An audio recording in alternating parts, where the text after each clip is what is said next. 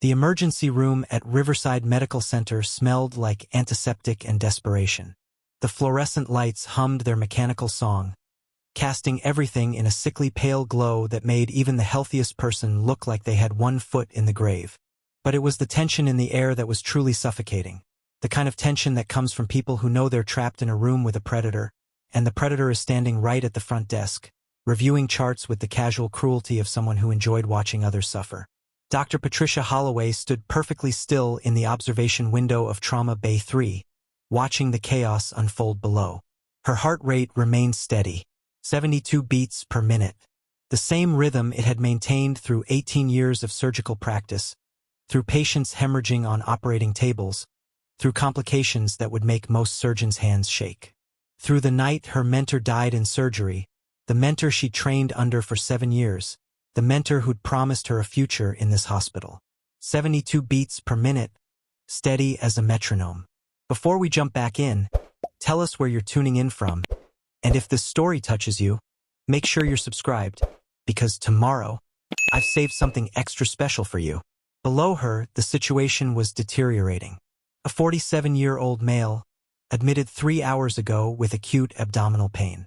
The initial assessment was wrong, catastrophically wrong.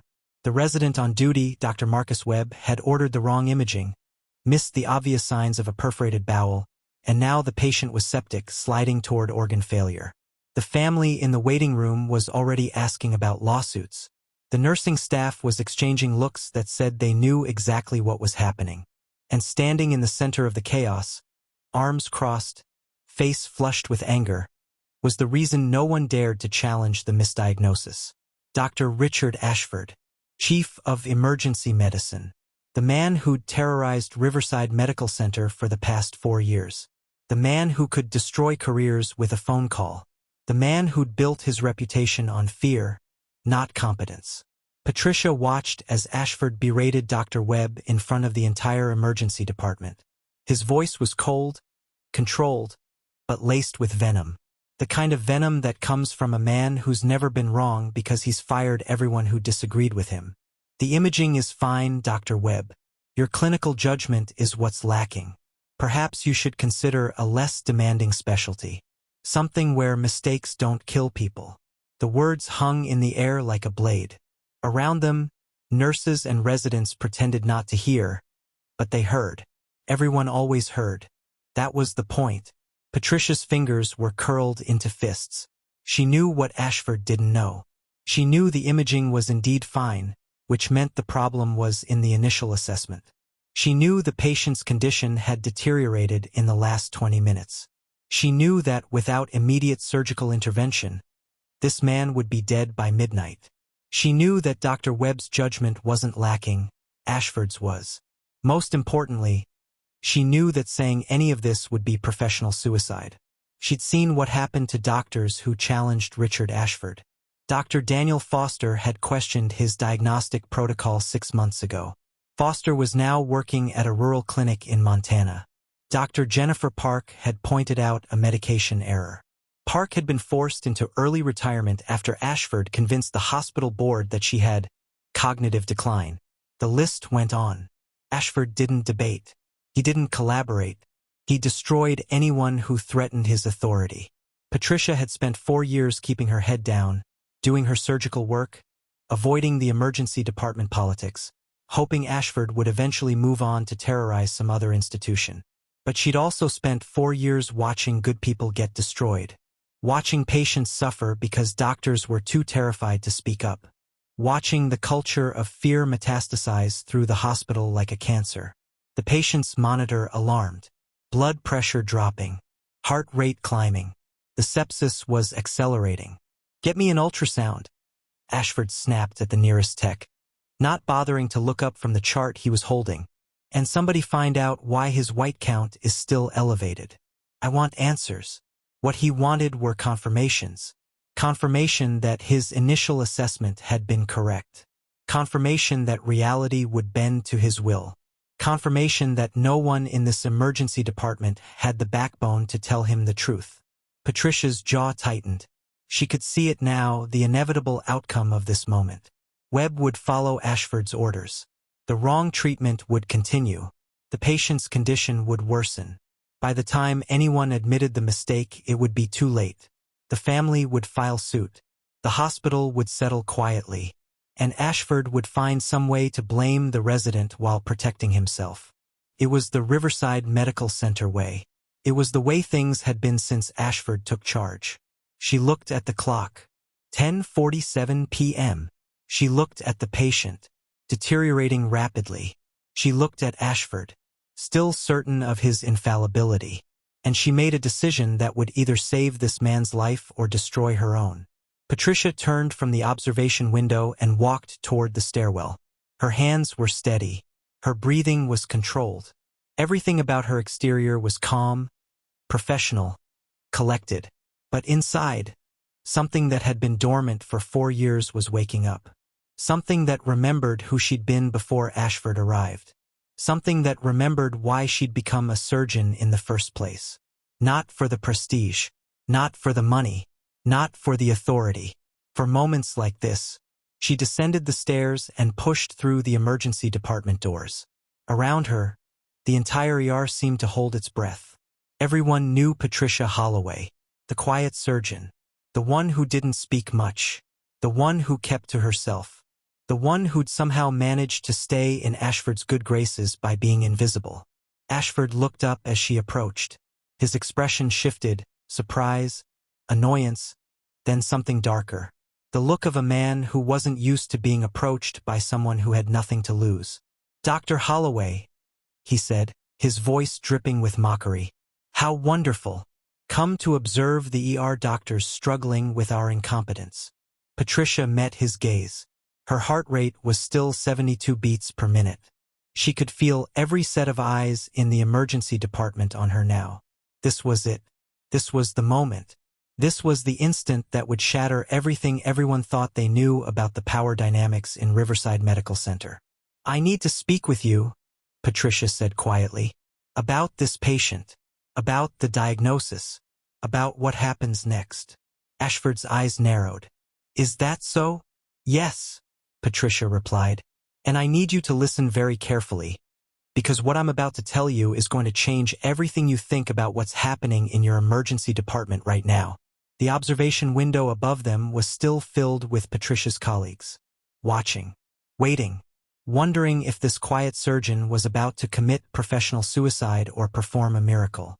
Let's stop right here, because what happened in the next few minutes would shatter everything about the power structure at Riverside Medical Center. Everything that Ashford had built. Everything that the entire hospital believed about authority, fear, and what it meant to be a leader. The Riverside Medical Center had been built in 1987, during a time when hospitals still felt like places of hope rather than institutions of bureaucracy. The building was solid red brick, wide corridors, windows that actually opened. The kind of hospital where patients could see trees from their rooms, where families could find quiet corners to process their grief, where doctors could still remember why they'd gone into medicine. That was before Richard Ashford arrived. Patricia pulled her car into the physician parking garage at 6:47 a.m., 20 minutes before her scheduled surgical shift was supposed to begin. The garage was already nearly full. Riverside Medical Center never slept. Somewhere in the building right now, babies were being born. Somewhere, cancer patients were beginning their final days. Somewhere, hearts were being repaired and lives were being saved. The machinery of modern medicine was always running, always hungry, always demanding more from the people who operated it. She sat in her car for a moment, hands on the steering wheel, looking at the concrete wall in front of her. Her reflection in the rearview mirror showed a 44-year-old woman with dark hair pulled back into a neat bun. No makeup, blue eyes that had seen too much, the kind of face that people forgot 5 seconds after meeting her. She'd cultivated that carefully over the years. Invisibility was survival. Patricia had started her medical career at Columbia University Medical School, graduating top 15% of her class in 2003. She'd done her surgical residency at Boston General, one of the most prestigious programs in the country. By 2010, she was a trauma surgeon with a reputation for steady hands and exceptional judgment. By 2015, she'd been recruited to Riverside Medical Center with the promise of becoming chief of surgery within 5 years. They'd told her she was talented. They'd told her she had a future. And then Richard Ashford had been hired. 4 years ago, the hospital board had decided that Riverside Medical Center needed new leadership in the emergency department. The previous chief of ER, Dr. Elizabeth Thornton, had run the department with collaborative management and high staff satisfaction scores.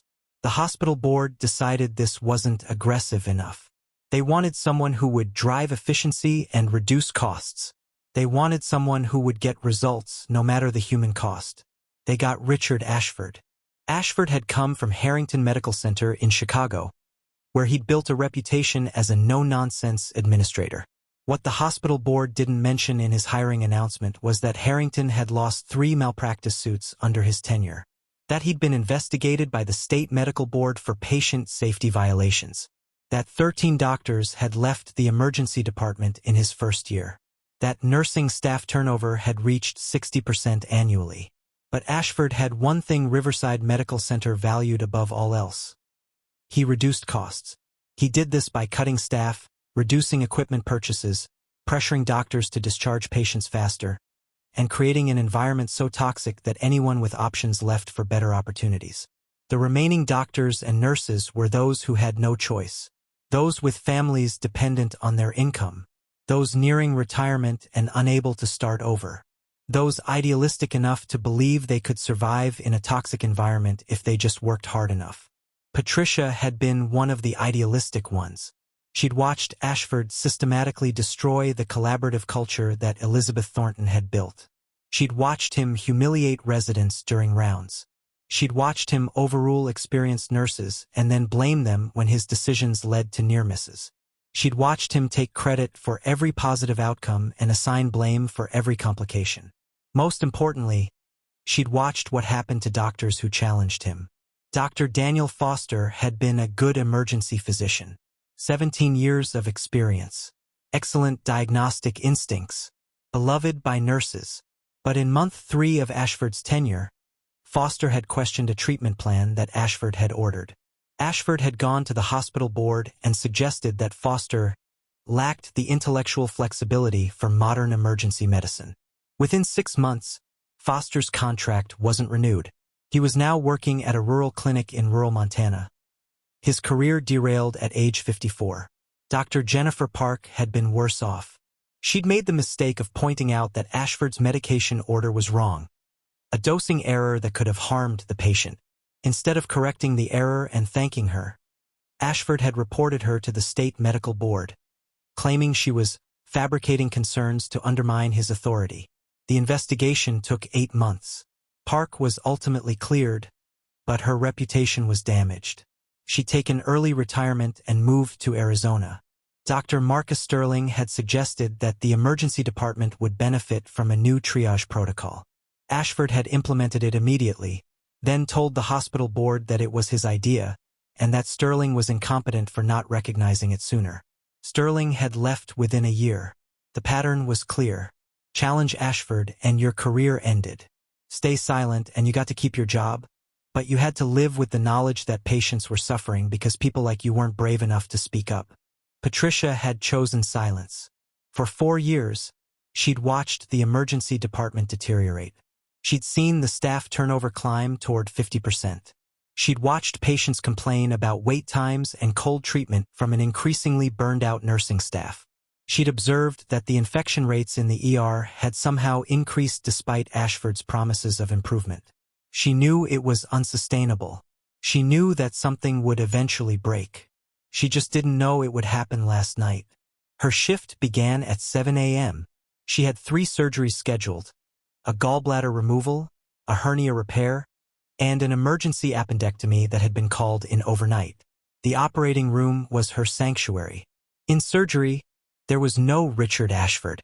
There was only the patient, the anatomy, the decisions that meant life or death. In the OR, Patricia was in control. In the OR, she was capable. In the OR, she was home. She changed into her surgical scrubs in the locker room, exchanging her street clothes for the uniform that defined her. Around her, other surgeons moved through their morning routines. They nodded to each other with the mutual understanding of people who knew they were about to make decisions that would affect patients' lives. Some of them were talking quietly about last night's emergency department chaos. "Did you hear about the admission? The septic patient?" Dr. Thomas Richardson asked, tying his mask. "I heard Ashford blamed it on Webb," Patricia replied, keeping her voice neutral. "Of course he did. That's what he does. Blames everyone else for his mistakes." Richardson shook his head. "I've been here 32 years. I've never seen a leader like him. It's like watching a cancer spread through a healthy body, and nobody's allowed to say anything about it because he controls the appointments and the reviews." Patricia didn't respond. She finished tying her mask and headed toward the operating room. But Richardson's words stayed with her. A cancer spreading through a healthy body. That was exactly what Ashford was. And like any cancer, he wouldn't stop growing until someone cut him out. The question was, would anyone be brave enough to do it? The first surgery of the day was a routine gallbladder removal. A 58-year-old woman named Catherine Mills, who'd been suffering from chronic cholecystitis for 3 years. The procedure was straightforward, something Patricia could do in her sleep after performing over 2,000 similar surgeries. Her hands moved with the precision of someone who'd spent 2 decades perfecting her craft. Laparoscopic approach. 3 small incisions. Remove the diseased gallbladder. Close carefully. Total time, 47 minutes. As she worked, Catherine's healthy tissue looked back at her. Pink, vascular, full of life. This was why Patricia had become a surgeon. Not for the prestige or the money. Not for the authority or the respect. For moments like this, when she could hold someone's life in her hands and make it better. When she could remove the pain and give someone back their health. When she could be the difference between someone suffering and someone thriving. The second surgery was the hernia repair. Routine. 41 minutes. The third surgery was the emergency appendectomy, the one that had come in overnight. A 23-year-old man named David Chun who'd arrived at the emergency department at 3 a.m. in severe abdominal pain. Patricia had reviewed his case before surgery. The imaging was clear. The diagnosis was straightforward. The appendix was inflamed and needed to come out before it ruptured and spilled infected material into his abdominal cavity. The surgery went perfectly. No complications. No surprises. Just clean, efficient surgery that would save this young man from sepsis and potential death. By 2 p.m., Patricia was finished with her surgical schedule. She changed out of her scrubs and headed to her office on the 3rd floor. A small room with a window overlooking the parking garage, a desk stacked with patient files, and a photograph on the wall that she didn't look at very often because looking at it hurt. The photograph was from 2008. It showed Patricia at age 32, standing beside Dr. Raymond Holbrook.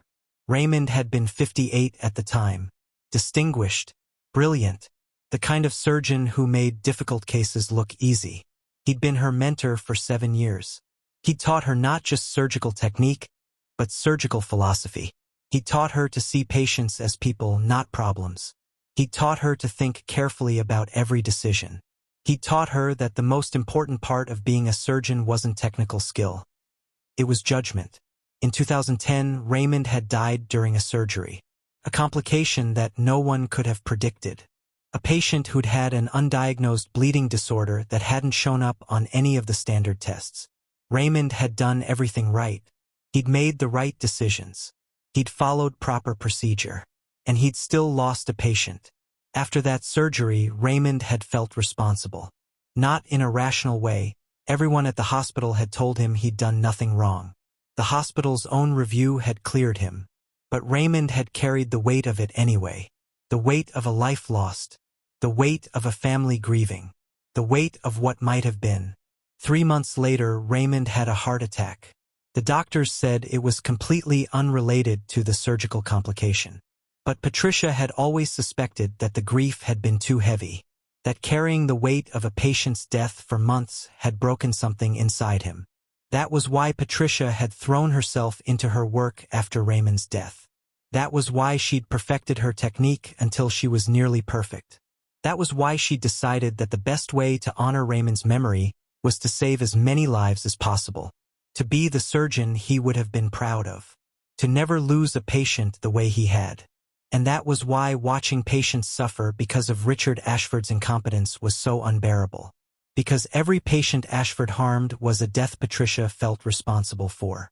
Every misdiagnosis, every delayed treatment, every moment a patient waited for proper care because Ashford was too arrogant to listen to his staff. Those were lives Patricia couldn't save. Those were deaths she had to carry. She was staring at Raymond's photograph when there was a knock on her office door. "Come in," she said, not looking away from the image. It was Dr. Howard Winters, the chief of medicine at Riverside Medical Center. A 61-year-old man who'd been with the hospital for 26 years. A man Patricia respected because he'd survived 4 different administrative regimes without losing his integrity. Howard closed the door behind him and sat down in the chair across from Patricia's desk. He looked tired. The kind of tired that comes from trying to manage an institution that's slowly destroying itself from the inside. "I heard about last night," Howard said quietly. "The patient in the ER. The one who came in septic." Patricia finally looked away from Raymond's photograph and met Howard's eyes. "Yes. And I heard that Dr. Ashford blamed it on the resident who was on duty." "He did." Howard leaned back in his chair. "That resident, Dr. Webb, he came to my office this morning. He was devastated. He said the initial imaging looked fine. He said he ordered additional tests based on the clinical presentation. He said everything he did was reasonable and appropriate." Patricia said nothing. She waited. "I reviewed his orders," Howard continued. "Everything he did was correct. The problem wasn't with Webb's judgment. The problem was that Ashford's initial assessment was wrong, and instead of reconsidering his diagnosis when the patient deteriorated, Ashford decided to blame the resident." Howard stood up and walked to the window. He looked out at the parking garage for a long moment before speaking again. "Patricia, I've been chief of medicine for a long time. I've seen a lot of different leadership styles. Some good, some bad. But I've never seen anything like what Ashford is doing to this emergency department." He turned back to face her. "I've watched good doctors leave. I've watched the nursing staff become burned out and cynical. I've watched patient satisfaction scores drop 40% in 4 years. And I've watched the hospital board pretend that none of it is happening because Ashford manages to keep the budget under control." He paused. "But something has to change. Something has to give. And I don't think the board is ever going to act on their own. They're too invested in the myth of efficiency." Patricia understood what he was saying without him saying it directly. She understood the weight of his words. She understood what he was asking. "Why are you telling me this?" she asked quietly. "Because," Howard said, "I need someone I trust. Someone with credibility. Someone who understands both medicine and the political reality of this institution. I need someone to help me build a case. A real case. Documentation of Ashford's poor decision-making. Examples of how his leadership has affected patient outcomes. Evidence that his presence is actually making the hospital worse, not better." He walked back to the desk and placed his hands on it, leaning forward slightly. "Patricia, I know you've kept your head down for 4 years. I know you've avoided the emergency department politics. I know you've been trying to just do your job and stay out of trouble. But I also know that you have the respect of every surgeon in this hospital. I know that patients ask for you by name. I know that when you say something, people listen. And I know that you have the integrity to help me do this the right way." He paused, letting the weight of his words settle between them. "I'm asking you to be the voice of reason in a system that's lost its mind. I'm asking you to help me document what's really happening in that emergency department. I'm asking you to be willing to stand up and tell the truth, no matter what the consequences are." Patricia looked at the photograph of Raymond again. The teacher who died carrying the weight of a patient's death. The mentor who'd shown her what it meant to have integrity. "What happens if I do this?" she asked. "What happens if I agree to help you?" Howard met her eyes. "Honestly, I don't know. But I know what happens if you don't. Ashford stays. More good doctors leave. More patients suffer. And we all become complicit in a system that's broken."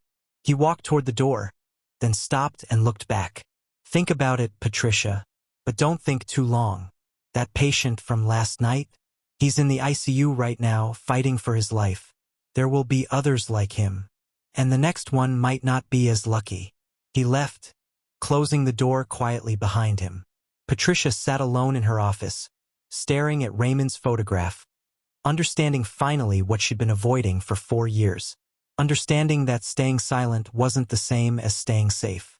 Understanding that the cost of her silence was being paid by people like Catherine Mills and David Chun and the unnamed patient fighting for his life in the ICU. Understanding that it was time to stop being invisible.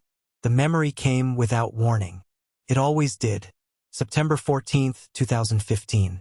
A Tuesday morning. The kind of ordinary morning that becomes permanently etched in your mind because it's the last ordinary morning you'll ever have. Patricia was in the operating room at Riverside Medical Center. She'd been doing a visiting fellowship there, spending 2 months learning advanced surgical techniques from some of the country's best surgeons. The case was complex.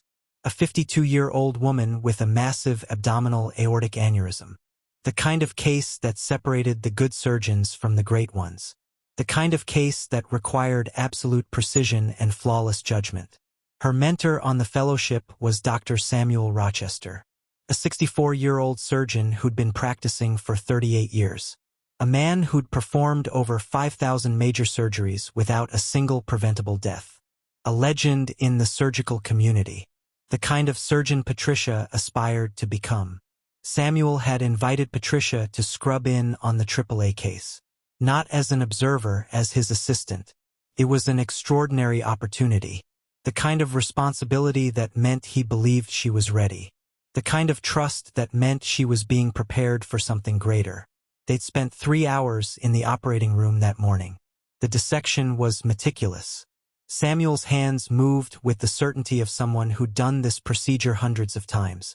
Patricia assisted perfectly, anticipating his needs, positioning instruments before he asked for them, understanding the flow of the surgery the way 2 dancers understand each other's movements. They were closing when the patient's blood pressure suddenly dropped. At first, it seemed like nothing. Blood pressure fluctuations happened all the time in major surgery. The anesthesiologist, Dr. Jennifer Marks, made a note of it and adjusted the medications. But then the heart rate climbed. Then the oxygen saturation began to drift downward. Then all the monitors started alarming at once. "We're losing her," Jennifer said, her voice calm but urgent. "Check for bleeding." Samuel immediately reopened the surgical site. The bleeding was catastrophic. Somewhere in the dissection, they'd nicked something they shouldn't have. One of the major vessels. Uncontrolled hemorrhage spreading through her abdomen. Samuel's hands moved instantly, applying pressure, controlling the bleeding, trying to find the source. "Massive transfusion protocol," he ordered. "Call blood bank. I need 6 units of O-negative stat." Patricia watched as the woman's life drained away in front of her eyes. She watched as Samuel, the brilliant, legendary Samuel Rochester, fought against the tide of blood and chaos. She watched as they got the bleeding controlled, but it was too late. The patient had lost too much blood. The organs had been deprived of oxygen for too long. The damage was irreversible. 45 minutes later, Samuel called the time of death. 9:47 a.m. The family in the waiting room had been told their mother would survive. They'd been told the surgery was dangerous, but that Samuel Rochester was the best surgeon in the country. They'd been told to have faith. At 10:15 a.m., Samuel delivered the news that their mother was dead. Patricia had never forgotten the look on their faces. The moment of incomprehension. The moment when hope crashed into reality and shattered into 1,000 pieces. That night, Samuel had called Patricia to his hotel room. She'd assumed he wanted to debrief, to discuss what had happened, to analyze the case academically. Instead, she found him sitting in the dark, staring at the Chicago skyline, a glass of whiskey in his hand. "The rupture was my fault," he'd said without preamble. "I was too aggressive with the dissection. I got confident. I thought I was invincible. And now that woman is dead because of my arrogance." "Dr. Rochester," Patricia had said carefully. The review will show that this was an unavoidable complication. It could have happened to anyone. That's what everyone will tell me, Samuel had replied. And they'll be lying. I was careless. I let my reputation make me reckless. I thought I was too good to make mistakes.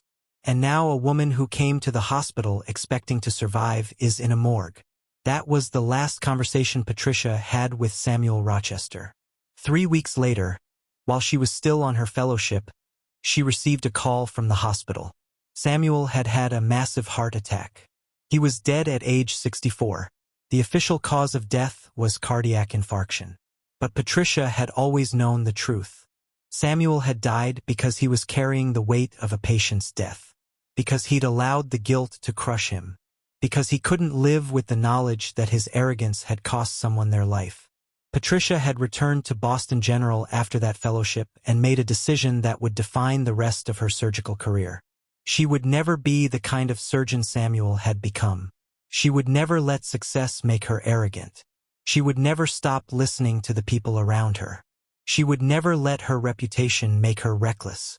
She would practice medicine with the understanding that every patient was someone's mother, someone's daughter, someone's entire world. She would make decisions carefully. She would listen to her team. She would never be so confident in her own judgment that she dismissed the concerns of others. And she would honor Samuel's memory by using his tragic death as a lesson instead of a burden. That was why watching Richard Ashford operate with such arrogance was so infuriating. Ashford had all of Samuel's confidence and none of Samuel's humility. Ashford had power but used it recklessly. Ashford surrounded himself with people too terrified to question him, which meant he had no checks on his judgment.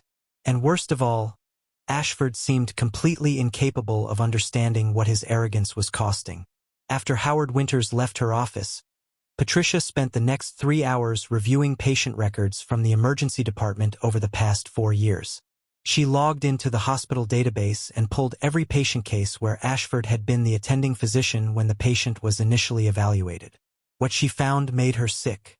There were cases of delayed diagnoses, cases of patients being discharged when they should have been admitted, cases of medications being ordered that didn't match the clinical presentation, cases where the nursing staff had documented concerns that were ignored, cases where residents had suggested alternate diagnoses that were dismissed without consideration. Most of the patients had ultimately survived. The errors had been caught before they became fatal. But there had been 2 cases where patients had died. 2 cases where Ashford's judgment had been demonstrably wrong, and the consequences had been terminal. The first death was a 71-year-old man named Robert Harrison. Admitted to the ER with chest pain. Ashford had run an EKG and declared it normal. He'd ordered the patient discharged with instructions to follow up with his primary care physician. The man had died of a massive myocardial infarction in the parking lot. The second death was a 44-year-old woman named Elizabeth Kovac. Admitted with severe headache and fever, Ashford had diagnosed her with a migraine and sent her home with pain medication. She'd returned to the ER 6 hours later in septic shock. Spinal tap showed bacterial meningitis. She died within 24 hours despite aggressive treatment. Both cases had been reviewed by the hospital's peer review committee. Both cases had been closed with no action taken against Ashford.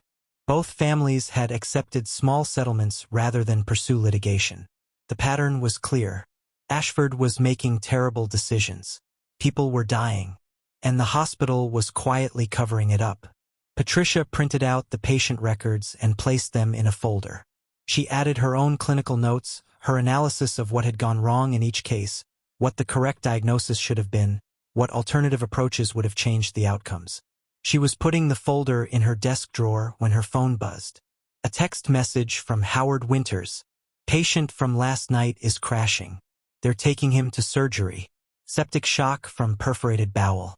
Thought you should know. Patricia looked at the clock. 4:47 p.m. The patient was only still alive because Patricia had 2 surgical slots available in her schedule. The patient was only going to survive because Patricia was the surgeon who would operate on him. The patient had gotten a second chance because someone had finally been willing to question Ashford's judgment. How many patients hadn't gotten that second chance? How many people had died because no one was willing to challenge Richard Ashford? She closed her desk drawer carefully, took a breath, and made a decision that would change everything. She was going to build a case so airtight, so well documented, so clinically sound that the hospital board would have no choice but to act. She was going to gather evidence from the people Ashford had harmed. She was going to interview the staff who'd been terrorized. She was going to create a record so complete that there would be no way for the hospital to cover it up or dismiss it. And then she was going to walk into that emergency department and tell Richard Ashford exactly what she'd found. It would be the most dangerous thing she'd ever done. It would destroy the career she'd spent 20 years building. It would make her the target of everything Ashford had done to everyone else who dared to challenge him. But it was the only way to honor Samuel's memory. It was the only way to save the lives that still could be saved. It was the only way to stop the cancer that was spreading through Riverside Medical Center. Patricia locked her office door and headed downstairs to the operating room. She had a patient who needed saving. She had a surgery that required her complete attention. But after that, after she'd finished her shift and the hospital quieted down and most of the staff had gone home, that was when the real work would begin. That was when she would start documenting. That was when she would start gathering the evidence. That was when she would begin the countdown to the confrontation that would determine whether Riverside Medical Center could be saved or whether it was already too late. The patient from last night, James Rutherford, 47 years old, construction supervisor, arrived in the operating room at 5:23 p.m. His vitals were unstable. Blood pressure 88/52. Heart rate 127. Temperature 103.4 degrees. The sepsis had progressed faster than anyone had anticipated. The perforated bowel had spilled its contents into his peritoneal cavity for over 14 hours, and his body was fighting a losing battle against the infection spreading through his bloodstream. Patricia scrubbed in with the intensity of someone who knew exactly how much was at stake. This wasn't just another surgery. This was proof. This patient's survival or death would become a data point in the narrative she was building. If she saved him, it would demonstrate that the diagnosis had been wrong, that the problem was Ashford's judgment, not the patient's biology. If she couldn't save him, his death would be another entry in the list of casualties from Ashford's arrogance. "Let's go," she said to her surgical team. "Move fast but move carefully. This man's life depends on the next 2 hours." The surgery was brutal. The perforation had created a massive contamination. The bowel tissue was necrotic in several places. Patricia had to remove nearly 2 feet of damaged intestine. She repaired the remaining segments, irrigated the peritoneal cavity extensively, placed drains, and closed carefully. 1 hour and 53 minutes. Good time considering the complexity. As her team wheeled James Rutherford to the intensive care unit, Patricia allowed herself a moment of relief. He had a chance now. The infection was still there. The sepsis was still raging through his body. But he had a chance that he didn't have when he was left untreated in the emergency department for 14 hours because Richard Ashford couldn't admit that his initial assessment had been wrong. By 8:47 p.m., the hospital had largely quieted down. The daytime staff had gone home. The evening shift was managing the routine cases. The urgent and emergent surgeries that had filled the day were over. Patricia used the relative quiet to her advantage. She started in the medical records department. The director was a woman named Victoria Chong. Not one of the original names Patricia was supposed to avoid, but someone Patricia trusted completely. Victoria had worked at Riverside Medical Center for 15 years. She'd watched every administrative change. She'd seen the impact on the quality of care. "I need to pull some patient records," Patricia said quietly, closing the door to Victoria's office behind her. "And I need it to be discreet." Victoria didn't ask questions. She'd worked in a hospital long enough to understand what discreet meant. She had Patricia sign into the system with her own credentials. This was important. Everything had to be documented properly. Everything had to be traceable and legitimate. They couldn't afford to do anything that looked like they were trying to hide the process. Together, they pulled 5 charts. Robert Harrison, Elizabeth Kovac, James Rutherford, and 2 others, Margaret Chen and David Sullivan. Patients who'd survived but whose initial assessments had been wrong, who'd experienced delayed diagnoses, who'd suffered complications that should have been preventable. Wait, Margaret Chen. That was one of the names Patricia was supposed to avoid. She paused for a moment, then realized this was different. This was a real patient in the hospital system. She couldn't change the names of actual patients. The whole point of this investigation was that it had to be based on real cases, real documentation, real medical records. She would be careful to use different names when she wrote the final script, but for now, for the evidence gathering, these had to be the actual patient names. Victoria made copies of every relevant document. The original ER notes, the imaging reports, the physician orders, the nursing documentation, the consultation notes, everything that showed the timeline of what had happened and what the correct diagnosis should have been. Is this about Ashford? Victoria asked as she was gathering the files. Patricia met her eyes. Yes. Victoria nodded slowly. I've been waiting for someone to do this. I've been watching the staff turn over. I've been seeing the good people leave. I've been documenting every person who asked me about transferring to a different department because they couldn't handle the ER anymore. She placed the files on her desk carefully. Whatever you need from me, Patricia, you have it. Over the next week, Patricia worked in the evenings and early mornings. She conducted quiet interviews with nurses and residents who'd worked with Ashford. She gathered their stories. She documented the times they'd raised concerns that were dismissed. She collected evidence of the toxic culture that had developed in the emergency department. Most importantly, she interviewed Dr. Marcus Webb directly. Webb was devastated. His confidence had been shattered by Ashford's public humiliation. He was seriously considering leaving medicine entirely. I did everything right, Webb said, his voice shaking with emotion. I ordered appropriate imaging. I suggested additional testing. I was concerned about sepsis, but he overruled me. He said my clinical judgment was lacking. He said maybe I should find a different specialty. And now everyone thinks I'm incompetent. You're not incompetent, Patricia said firmly. The imaging was fine. The problem was the initial assessment, and that wasn't your responsibility. That was Ashford's. Then why did he blame me? Webb's voice broke. Why is everyone in the ER saying I can't be trusted? Patricia didn't have a good answer to that question, because that's how bullies operated. They destroyed people to protect themselves. They made other people's mistakes into their own story, their own narrative of how things had gone wrong. By the second week, Patricia had compiled a comprehensive file. Patient records, nursing documentation, interview notes, her own clinical analysis of each case, the timeline of events, the evidence that Ashford's decisions had been wrong. She was organizing the file in her office late one evening when Richard Ashford walked in without knocking. This was the first time Patricia had been alone with him since the night of James Rutherford's admission. The first time their paths had crossed directly since she'd decided to challenge him. Ashford's expression was neutral, but his eyes were sharp. He closed the door behind him. I hear you've been asking questions, he said, his voice low and controlled. About my cases, about my judgment, about patients you seem to think I misdiagnosed. Patricia's heart rate didn't change.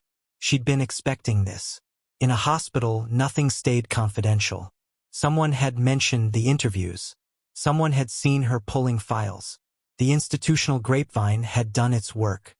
I've been reviewing cases, yes? Patricia replied calmly. You've been questioning my clinical judgment, Ashford corrected. In front of residents, in front of nurses, in front of people who look up to me. I've been reviewing documented cases where the clinical outcomes suggest the initial assessment may have been incorrect, Patricia said carefully. That's not questioning your judgment. That's clinical review. That's what we're supposed to do as physicians. Ashford stepped closer. His jaw was tight. His hands were clenched at his sides, but his voice remained controlled. Let me be very clear about something, Dr. Holloway. I run the emergency department. I set the standards. I make the decisions about how cases are handled.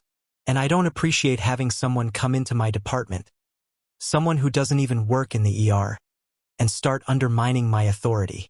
I'm not here to undermine anyone's authority, Patricia said. I'm here to ensure that patients receive appropriate care. Is that what you're telling yourself? Ashford's voice had an edge now. A threat. That you're concerned about patient care? Because what I see is a surgeon who's never managed a department in her life, trying to second-guess the clinical decisions of the ER director. He moved around Patricia's desk, looking at the folders scattered across the surface. He didn't touch them, but his eyes scanned the visible patient names and notes. I could have you investigated for breach of patient privacy, he said quietly. Pulling records without clear clinical justification. Sharing patient information with staff outside your department. Interviewing patients and families without proper authorization. These are serious violations, Dr. Holloway. The kind of violations that can end a medical career. Patricia stood up. She met his gaze. She let him see that she wasn't intimidated, even though she absolutely should have been.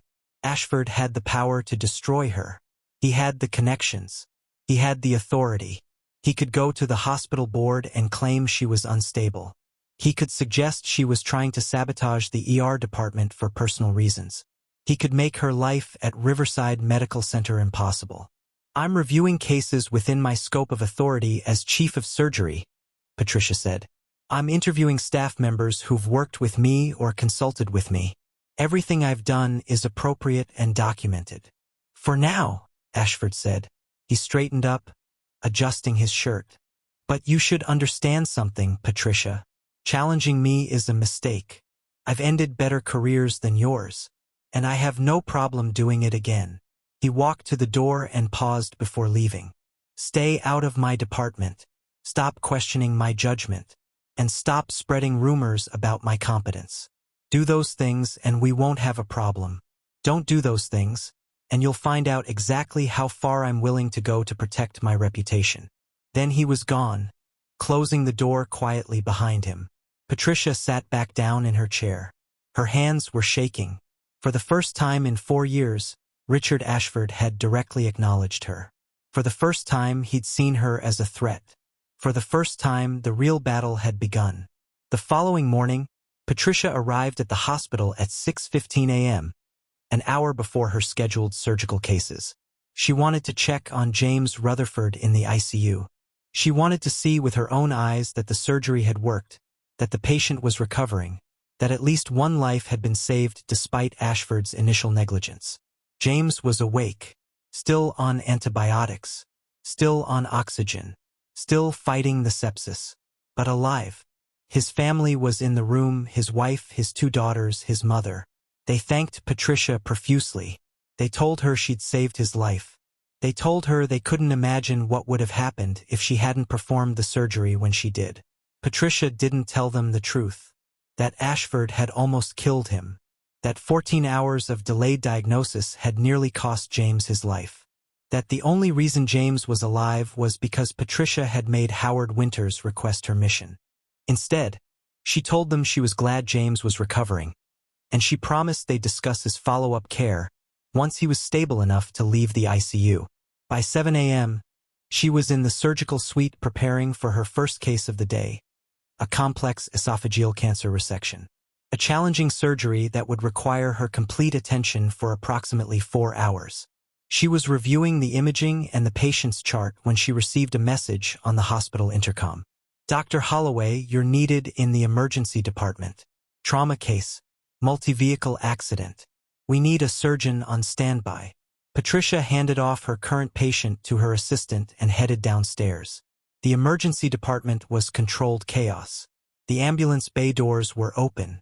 2 patients had already arrived from the accident scene. The 3rd was en route. The nursing staff was preparing trauma bays.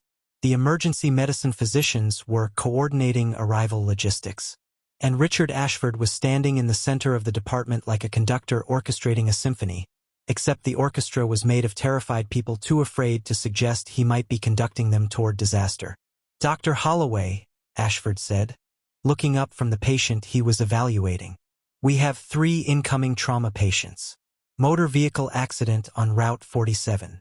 one driver with significant head injury, one passenger with suspected abdominal trauma, one with multiple fractures and possible spinal injury. I need you to evaluate and determine who needs emergency surgery first. This was a test. Patricia understood it immediately. Ashford was putting her in a position where she would have to make critical clinical decisions in front of the entire emergency department.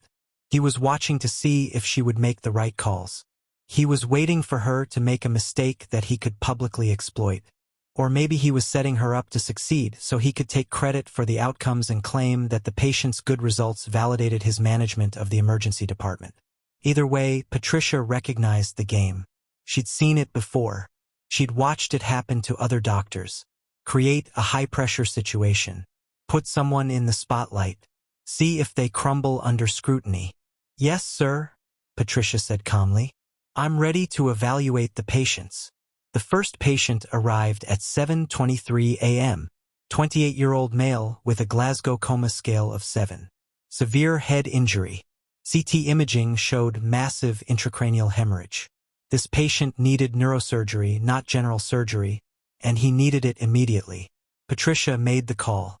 This patient needs neurosurgery. Get Dr. Richardson from upstairs. We need to get him to the OR in the next 15 minutes. The second patient arrived at 7:31 a.m., 32-year-old female with blunt force trauma to the abdomen. Patricia did a focused exam. Rigid abdomen. Positive fast exam. Signs of intra-abdominal bleeding. This patient needed emergency surgery. This one is mine, Patricia said. Get her to my OR. I'll be right behind you. The third patient arrived at 7:38 a.m., 19-year-old male with multiple fractures to bilateral femurs and a possible spinal injury. This was an orthopedic case, but the potential spinal involvement required imaging and careful evaluation first. Get him to trauma imaging, Patricia ordered. Full spine series, both legs. Call orthopedics. Get Dr. Singh to evaluate once imaging is complete. The decisions had taken less than 15 minutes. All three patients were correctly triaged. All three had been sent to the appropriate services. All three would receive the care they needed. But as Patricia was heading to the operating room, Ashford caught her arm. Nice work with the triage, he said quietly, his voice deceptive. Very decisive. But I want you to know something, Patricia. I was watching every decision you made. I was evaluating your judgment. And while your triage decisions were technically correct, I noticed something interesting. Patricia waited. You didn't consult with me on a single decision, Ashford continued. You didn't ask my opinion. You didn't defer to my authority as the attending physician in charge of this emergency department. You just made decisions and issued orders like you were running this place. Preparing and narrating this story took us a lot of time. So if you are enjoying it, subscribe to our channel. It means a lot to us. Now back to the story. The patients needed immediate care, Patricia replied. There wasn't time for unnecessary consultation. Unnecessary? Ashford's eyes were cold. I'm the chief of emergency medicine, Patricia. Every decision that happens in this department goes through me. Or it should. And the fact that you just walked in here and took over suggests you either don't respect my authority or you think you're smarter than I am. Around them, the entire emergency department had gone quiet. Everyone was listening. Everyone understood that this was a continuation of last night's confrontation. I respect your authority, Patricia said carefully. But I also respect the lives of patients who are bleeding out. When someone is bleeding into their abdomen, they need surgery. When someone has a catastrophic head injury, they need neurosurgery. These are not judgment calls. These are medical facts. And I would have ordered the same thing, Ashford replied. But you didn't give me the opportunity to prove it. You just took charge. Which suggests that you think I'm not competent to manage an emergency department. This was the trap. Patricia saw it now. No matter what she'd done, Ashford would have found a reason to criticize her.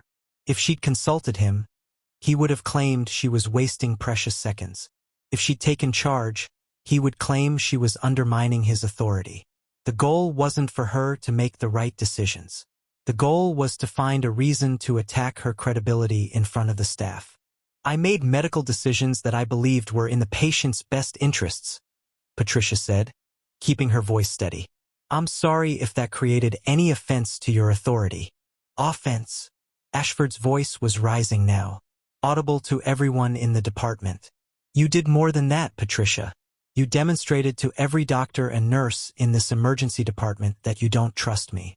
You showed them that when a real crisis happens, they should bypass the chain of command and go directly to you. Do you understand how dangerous that is? Do you understand how it undermines the entire structure of this department?" Patricia understood exactly what he was doing. He was publicly attacking her. He was turning her correct medical decisions into a power struggle. He was framing good patient care as insubordination.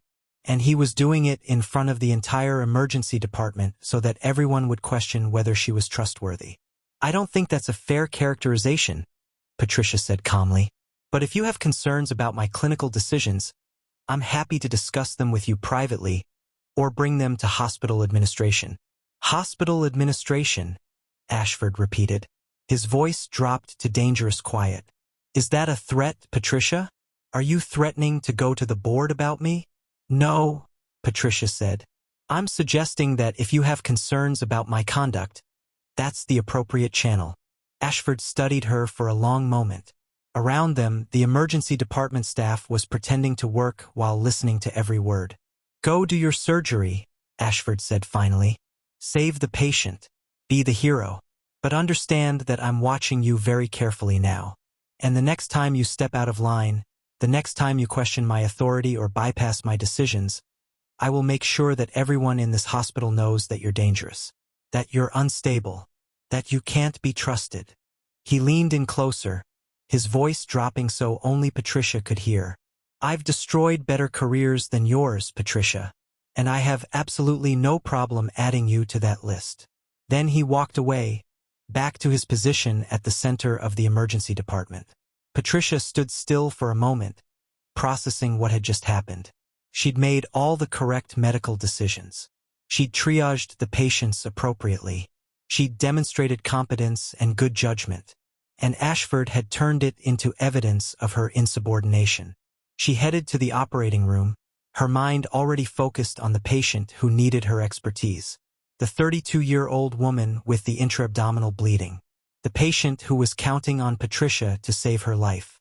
And as Patricia scrubbed in, as she prepared for surgery, she understood something that Ashford didn't understand. She understood that making the right medical decision was more important than playing politics. She understood that saving lives mattered more than protecting egos. She understood that the escalation was just beginning, and she was committed to seeing it through, no matter what the personal cost. By the time Patricia finished the surgery, successful repair of a lacerated spleen, control of bleeding, patient stable, it was nearly noon. She was exhausted. She was also more certain than ever that what she was doing was right. Ashford had shown his true colors this morning. He'd shown everyone that he valued his authority more than patient care. He'd shown everyone that he was willing to publicly attack a colleague who made good medical decisions if those decisions didn't go through him first. And he'd shown everyone that he was dangerous. Patricia had one goal now. Make sure the hospital board understood exactly how dangerous he was before he destroyed anyone else. 3 days later, Patricia received a formal notice in her office mailbox. It was from the hospital's Human Resources Department, signed by Dr. Richard Ashford himself. The letter was professionally worded, but the message was unmistakable. This letter is to notify you of a formal complaint filed against Dr. Patricia Holloway regarding inappropriate conduct and breach of patient confidentiality. Specifically, it is alleged that Dr. Holloway has accessed patient medical records without clear clinical justification, shared confidential patient information with non-clinical staff, and conducted unauthorized interviews with hospital employees regarding cases under the care of the emergency medicine department. These actions constitute violations of HIPAA regulations and hospital policy. A formal investigation will commence immediately. You are required to provide a written statement within 48 hours addressing these allegations. The letter was dated that morning. which meant Ashford had filed the complaint immediately after the trauma case confrontation, which meant he'd been planning this response before Patricia even made the first move. He'd been waiting for an opportunity to strike back. And now he had his justification. Patricia read the letter 3 times, sitting in her office with the door locked. Her hands were shaking, not from fear, though she should have been afraid. Ashford was right that her actions could be interpreted as HIPAA violations if someone wanted to interpret them that way. But the shaking was something else. It was rage. Pure, cold, focused rage at the injustice of it. She'd been trying to save lives. She'd been documenting cases where patients had suffered from poor clinical decisions. She'd been gathering evidence of a pattern of negligence. And Ashford was turning it into a criminal investigation. She picked up her phone and called Howard Winters. "I just received a formal complaint from Ashford," she said without preamble. "He's claiming I violated HIPAA. He's claiming I accessed records without justification." There was a long silence on the other end of the line. "How serious?" Howard asked finally. "He filed it with HR. Formal investigation. I have 48 hours to respond." Another silence. "Patricia, this was always a possibility. When you start investigating someone like Ashford, he's going to fight back. He's going to use every weapon at his disposal." "I know," Patricia said, "but I don't care. I'm not backing down." "Good," Howard replied, "because we're not backing down either. Get me a written statement. Detail everything you did, why you did it, and make sure you frame it all within your scope of authority as chief of surgery. Medical records review for cases that involve surgical consults? That's your jurisdiction. Interviewing staff members who work with you or consult with your department? That's within your authority. You have legal ground to stand on, Patricia. We just need to document it carefully." The next 48 hours were brutal. Patricia worked late into the evenings, writing a detailed statement that explained every action she'd taken. She documented that she'd reviewed cases where surgical consults had been requested or where surgical expertise was relevant. She showed that every interview she'd conducted had been with people who worked directly with her or who'd consulted with her department. She demonstrated that her actions were within her scope of authority as chief of surgery, and that they were taken in the interest of patient safety. She submitted the statement to HR on time. She also copied Howard Winters and requested that he review it before it was filed. For 3 days there was silence. No response from HR. No word from Ashford. No indication of what the investigation might reveal or what would happen next.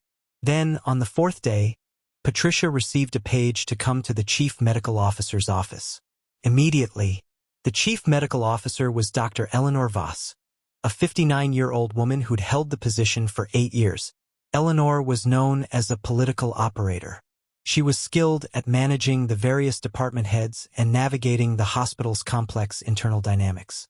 She was also known as someone who valued institutional stability above almost everything else. When Patricia arrived at Eleanor's office, she found Eleanor sitting behind an imposing mahogany desk. Standing beside the desk was Richard Ashford. Patricia's stomach dropped. "Dr. Holloway," Eleanor said calmly, gesturing for Patricia to sit in the chair across from her desk. "Thank you for coming on such short notice. We need to discuss the complaint that's been filed against you." Patricia sat, keeping her expression neutral. Her heart rate had elevated, but she kept her breathing controlled. This was war now. This was the moment everything came down to. "I've reviewed your written statement," Eleanor continued, "and I've also reviewed the complaint filed by Dr. Ashford. They present significantly different interpretations of your conduct." "Yes," Patricia said, "because Dr. Ashford's interpretation is incorrect." "Is it?" Eleanor looked at Ashford, then back at Patricia. "Dr. Ashford claims that you've been attempting to undermine his authority in the emergency department, that you've been spreading rumors about his clinical competence, that you've been trying to build a case against him based on patient outcomes that he claims were unavoidable complications." "That's not accurate," Patricia said. "I've been documenting cases where I believe clinical errors occurred. That's part of my responsibility as chief of surgery. That's part of peer review and quality improvement." But you did it without going through proper channels, Ashford interjected. His voice was calm, reasonable, almost regretful. You didn't consult with me about your concerns. You didn't ask to discuss the cases with me directly. You just started pulling records and interviewing staff behind my back. If you'd come to me with your concerns, Patricia, I would have been happy to discuss them. It was brilliant. Patricia had to admit it. Ashford was reframing everything. He was making it sound like Patricia was the one being unprofessional. He was making it sound like he would have cooperated if she'd only asked. I did attempt to discuss concerns with you, Patricia said, on multiple occasions, and each time you responded with threats about my career. I made no threats, Ashford replied, his expression showing hurt. I simply explained that questioning my judgment in front of staff was inappropriate. That's not a threat, Patricia. That's professional feedback. Eleanor raised her hand. Let's not turn this into a he said she said situation. What I'm concerned about is process.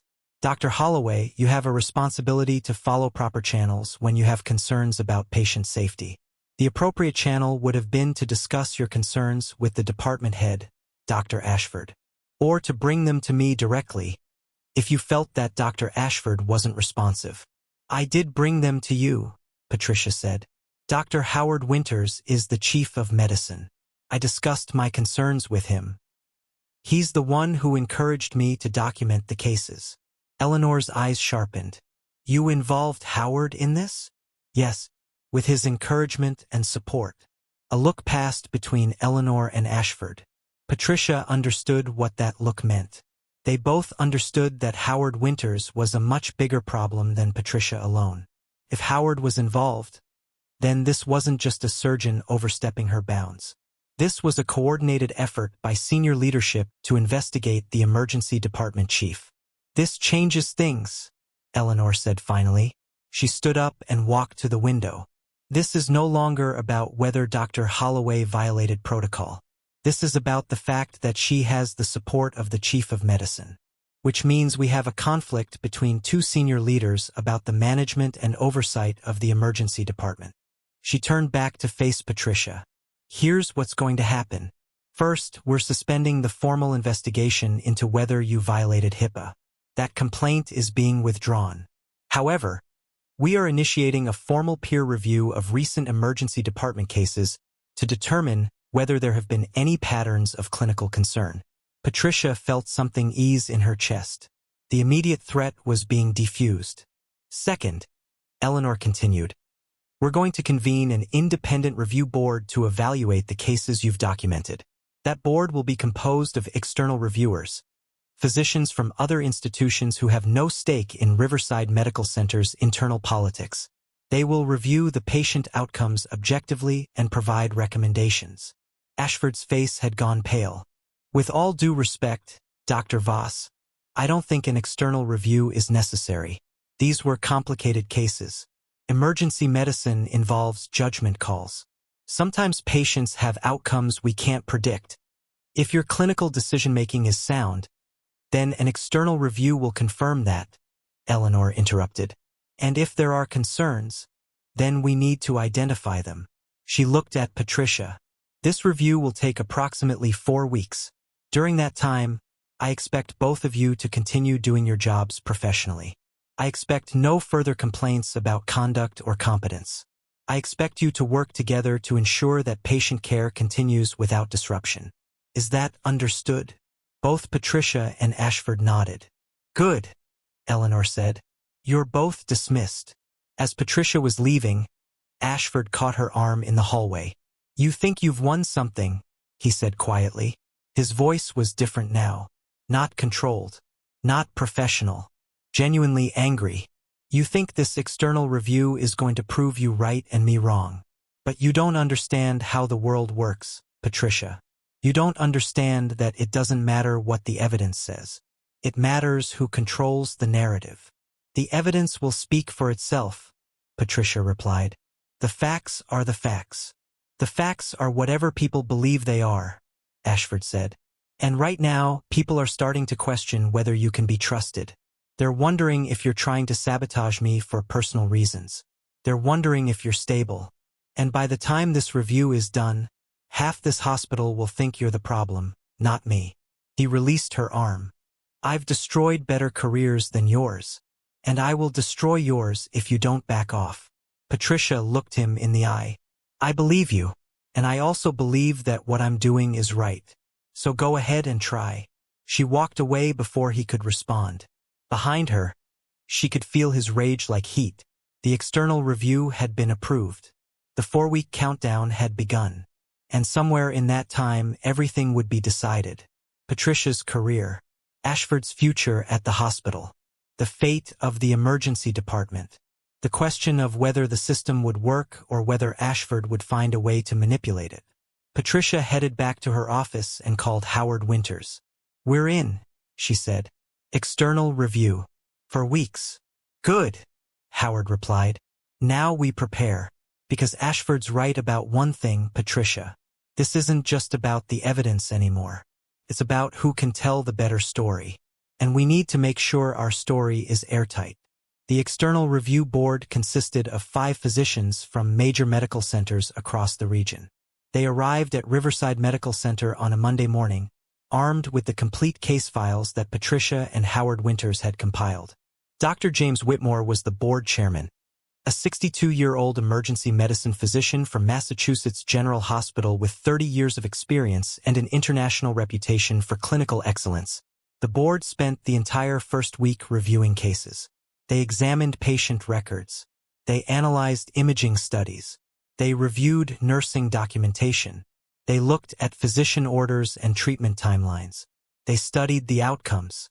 They created detailed timelines of what happened when. Patricia wasn't allowed to participate in the review process directly. That would have been a conflict of interest. But she was available if the board had questions about specific surgical decisions or clinical reasoning. Howard Winters was also available for questions about institutional processes and oversight. Ashford, surprisingly, agreed to cooperate fully. He sat for interviews with the board. He explained his clinical reasoning for each case. He provided his perspective on what had happened and why he'd made the decisions he made. He was professional, articulate, and seemingly confident that his judgment would be vindicated.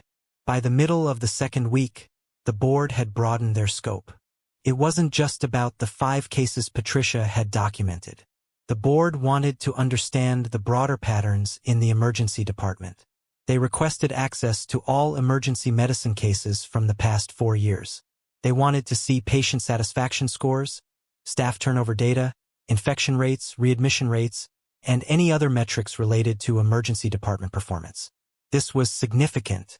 Patricia understood it meant the board was looking beyond just whether Ashford had made bad decisions in specific cases. They were looking at whether his leadership had created a systematic problem in the emergency department. 3 weeks into the investigation, Eleanor Voss called Patricia and Howard into her office. The board wants to interview key staff members, Eleanor said. Nurses, residents, attending physicians. They want to understand the culture of the emergency department. They want to hear directly from people about their experience working there. That's very thorough, Howard said. They're being extremely thorough, Eleanor confirmed. Dr. Whitmore told me that they're seeing patterns in the data that concern them. But he also said they want to hear from people before they make any conclusions. The interviews took place over the next 5 days. Patricia didn't observe them. The review board ensured confidentiality, but word traveled through the hospital grapevine about what was being said. Nurses talked about the toxic culture, about Ashford's public humiliations of staff, about the fear that permeated the emergency department, about the feeling that you could never do anything right because Ashford would find a reason to criticize you no matter what. Residents talked about learning to never question Ashford's judgment, about watching good senior residents leave because they couldn't handle the psychological abuse, about the impact on their training when the person they were supposed to be learning from made them so anxious that they couldn't think clearly. Attending physicians talked about the isolation in the department, about feeling unable to collaborate because Ashford controlled everything, about watching patient safety take a back seat to Ashford's need to be right. And they talked about Patricia, about her courage in standing up to him, about the relief they felt knowing that someone was finally challenging the system that had become so toxic. By the end of the third week, the board had hundreds of pages of documentation, dozens of interviews, and access to years of performance data. They had everything they needed. In the fourth and final week, Dr. Whitmore requested a meeting with Eleanor Voss and Howard Winters. Patricia was asked to attend as well, even though she was not officially part of the administration. The four of them sat in Eleanor's conference room on a Friday afternoon. Whitmore had a comprehensive report in front of him. It was bound professionally with charts and graphs and detailed analysis. "We have completed our review," Whitmore began. His voice was calm, measured, professional. "And we have reached some significant conclusions." He opened the report and laid it in front of Eleanor. First, regarding the specific cases that Dr. Holloway identified. In all 5 cases, we found that the initial clinical assessment was suboptimal. In 3 of those cases, we believe a different diagnostic approach would have led to faster treatment and better outcomes. In 2 cases, Robert Harrison and Elizabeth Kovac, we believe that the errors in clinical judgment directly contributed to patient deaths. Eleanor's face was stone. Howard was taking careful notes. "These were not unavoidable complications," Whitmore continued. "These were preventable errors that resulted from inadequate diagnostic reasoning and a failure to reconsider diagnoses when clinical presentation suggested the initial assessment was wrong." Whitmore turned the page. Second, regarding the broader pattern in the emergency department. We reviewed 4 years of data on patient outcomes, staff turnover, infection rates, and readmission rates. In every metric, the emergency department has underperformed compared to similar departments at comparable institutions. Staff turnover in the ED is 48% annually. That is extraordinarily high. Nationally, the average is around 20%. He continued through the data. Infection rates 23% above the regional average. Readmission rates 31% higher than benchmark institutions. Patient satisfaction scores that had declined 40% in 4 years. We also found evidence that Dr. Ashford has created a culture of fear in the department, Whitmore said. Multiple staff members reported feeling unable to question clinical decisions or suggest alternative approaches. Multiple residents reported that they modified their clinical reasoning based on fear of Dr. Ashford's response rather than based on patient presentation. This has a direct negative impact on patient care. He looked up from the report, meeting Eleanor's eyes directly. "Dr. Voss, we have come to the conclusion that Dr. Richard Ashford's leadership of the emergency department is contributing to preventable patient harm. We recommend that the hospital take immediate action to address this situation. At minimum, Dr. Ashford should be removed from his leadership position. We would recommend additional interventions, including mandatory retraining in collaborative leadership, structured oversight of his clinical decisions for a probationary period, and consideration of whether his clinical privileges should be restricted pending further evaluation." The room was silent. "Are you recommending termination?" Eleanor asked carefully. "We are not making a definitive recommendation about termination," Whitmore replied. "That is a decision for the hospital to make. But we are saying unequivocally that Dr. Ashford cannot continue in his current role as Chief of Emergency Medicine. His leadership approach is incompatible with patient safety." Eleanor looked at Howard. Howard looked at Patricia. Patricia kept her expression neutral, but inside she was experiencing something she hadn't felt in 4 years. "Oh, thank you, Dr. Whitmore," Eleanor said. "This is very helpful. We'll convene the hospital board to discuss these findings." "There's one more thing," Whitmore said. He turned a page in the report. "We want to note specifically that Dr. Patricia Holloway's decision to bring these cases to the attention of hospital leadership was appropriate and important. Her clinical analysis of the cases was accurate. Her documentation was thorough and professional. And her willingness to take personal risk to advocate for patient safety is exactly what we should be seeing more of in the medical profession." He paused. "In fact, we would recommend that the hospital recognize Dr. Holloway's actions formally. She did what many doctors would have been too frightened to do. She advocated for patients when it would have been easier and safer to stay silent."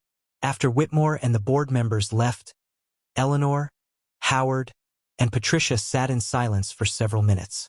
"This is going to be complicated," Eleanor said finally. "The board will need to vote. There will be legal implications. Ashford will probably hire an attorney." "But the evidence is clear," Howard said. "The evidence is very clear," Eleanor confirmed. She looked at Patricia. "You did this. You had the courage to stand up when most people wouldn't have. That took extraordinary bravery." Patricia didn't feel brave. She felt relieved. She felt validated. She felt like maybe, just maybe, the system could work after all. Maybe integrity mattered. Maybe telling the truth mattered. Maybe patient safety could triumph over institutional politics and individual ego. "What happens now?" she asked. "Now," Eleanor said, "we go to the board. We present these findings. We recommend that Dr. Ashford be removed from his position pending further investigation. And we begin the process of rebuilding the emergency department into a place where doctors feel safe speaking up about patient safety concerns." She looked at Patricia directly. "And we make sure that the hospital community understands that what you did was right. That advocating for your patients is never a mistake, no matter what the personal cost might be." That night, Patricia sat in her office alone. She opened the folder that contained all her documentation about Ashford's cases. She looked at the patient names: Robert Harrison, Elizabeth Kovac, James Rutherford, Margaret Chen, David Sullivan. Lives affected by one man's arrogance. Lives that could have been spared if someone had spoken up sooner. Patricia had spoken up. She had risked her career. She had endured threats and false accusations and public humiliation. And the external review board had vindicated everything she'd done. It wasn't over yet. There would be more meetings. There would be more institutional processes. There would be legal challenges. But the truth was out. The evidence had been examined by objective experts. And those experts had concluded that Patricia was right and Ashford was wrong. For the first time in 4 years, Patricia allowed herself to believe that change was actually possible. The hospital board meeting was scheduled for Tuesday afternoon. It was closed to the public. These matters were handled internally. But word had spread throughout the institution that something significant was about to happen. The board would be reviewing the external review findings. The board would be making a decision about Dr. Richard Ashford's future at Riverside Medical Center. By Monday evening, the rumors were everywhere. Ashford was being fired. Ashford was being demoted. Ashford had already resigned. Ashford was going to sue the hospital. Ashford had threatened to expose all the board members if they voted against him. Every variation of the story circulated through the hospital grapevine, each version more dramatic than the last. Patricia spent Monday night reviewing her own role in everything that had happened. She'd started this journey to save James Rutherford. She'd continued it because she'd discovered evidence of preventable deaths. She'd escalated it because she believed the truth mattered more than her career. And now, whether she wanted it or not, she was about to become a public figure in whatever outcome the board decided. She thought about Samuel Rochester, about how a single patient death had broken a brilliant surgeon, about how carrying the weight of guilt had ultimately destroyed him. Patricia had learned a different lesson from Samuel's tragedy. She'd learned that sometimes carrying the weight of truth was worth it. Sometimes speaking up cost something, but staying silent cost more. The board meeting was called to order at 3 p.m. on Tuesday. Patricia was not invited to attend. She had a conflict of interest. But Eleanor Voss had promised to brief her immediately afterward. Patricia spent the afternoon in her office, unable to focus on anything. She reviewed surgical cases, but her mind wasn't engaged. She checked on her postoperative patients, but her thoughts were elsewhere. She was waiting to see if the system would work, waiting to see if the truth would prevail. At 5:47 p.m., Eleanor called her. "Come to my office," Eleanor said. "We need to talk." When Patricia arrived, Eleanor was sitting at her desk looking exhausted. Howard Winters was also there, along with someone Patricia didn't recognize, a woman in her early 50s with sharp eyes and a professional demeanor. "Patricia, this is Dr. Susan Mitchell," Eleanor said. "She's the new interim chief of emergency medicine, effective immediately." Patricia understood what that meant. Ashford had been removed. What happened? Patricia asked. The board voted unanimously, Eleanor said. 9-0.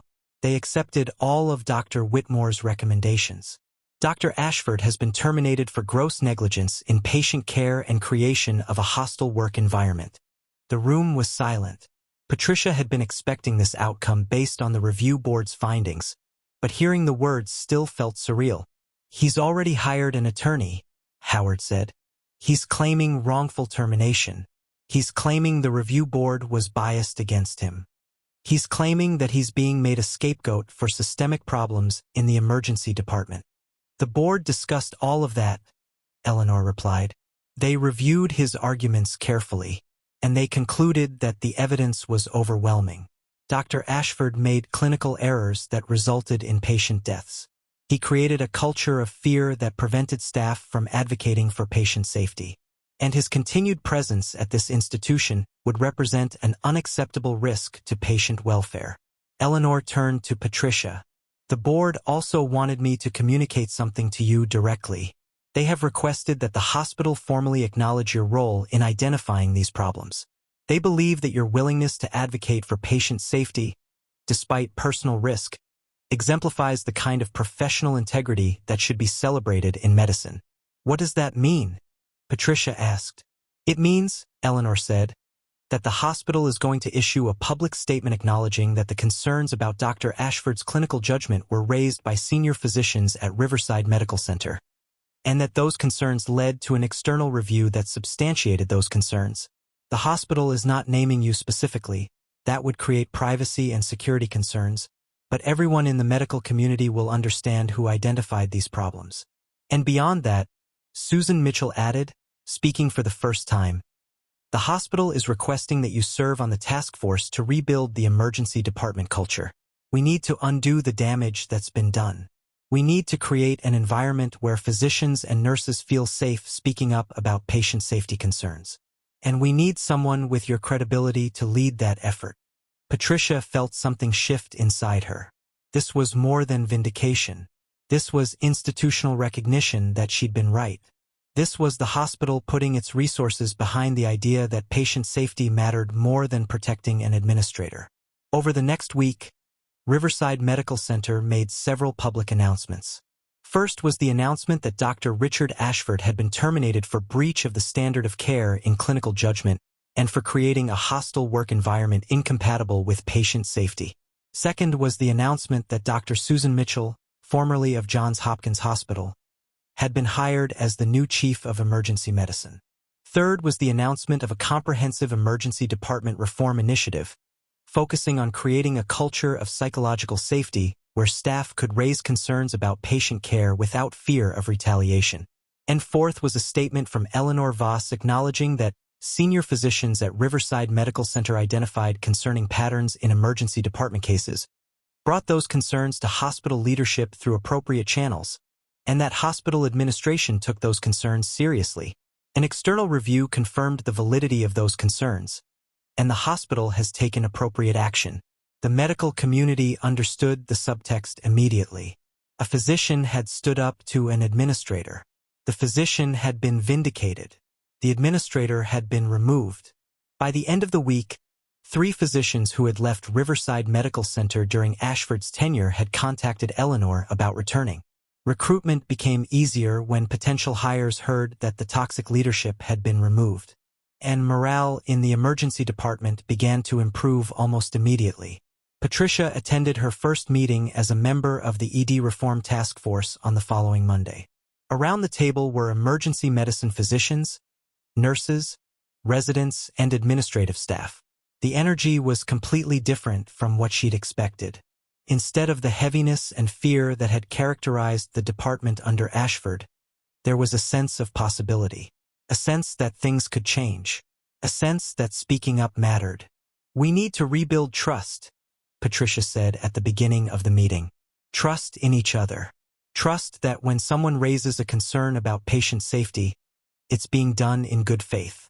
Trust that this institution values our well-being as much as it values our productivity. That has to be our foundation. Susan Mitchell nodded. I want every person in this department to understand that if you see something that concerns you about patient care, I want to hear about it. I want you to bring those concerns to me. I will listen. I will take them seriously.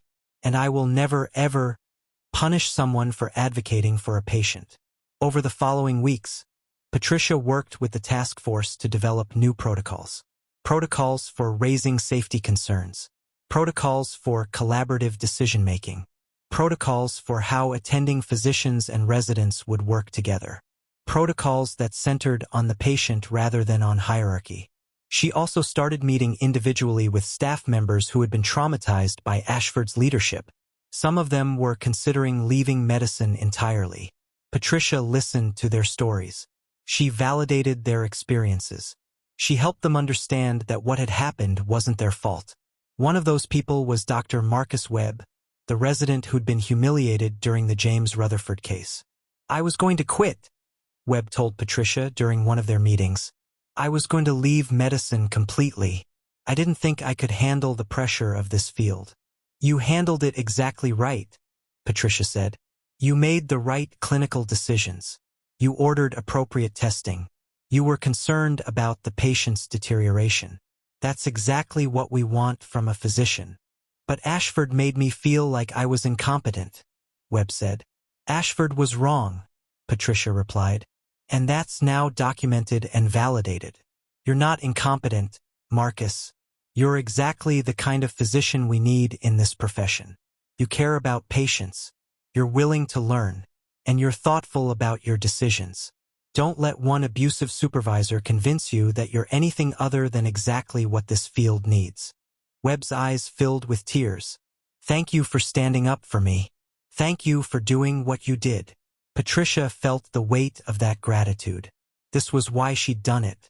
Not for recognition or vindication, though those were welcome, but for people like Marcus Webb. For the residents and nurses and physicians who'd been damaged by working in a toxic environment. For the patients whose care had suffered. For the institution that was now being given a chance to do better. 3 months after Ashford's termination, the hospital hosted a recognition dinner for the emergency department staff. It was Eleanor's way of marking the transition from the old culture to the new one. At the dinner, she made an announcement. "We want to acknowledge that the quality concerns that led to the external review were brought to our attention by Dr. Patricia Holloway, our chief of surgery," Eleanor said. Dr. Holloway had the courage and professional integrity to speak up when she saw evidence that patients were being harmed. She risked her career to advocate for patient safety. She is the kind of physician that Riverside Medical Center is proud to have on our staff. The applause was immediate and sustained.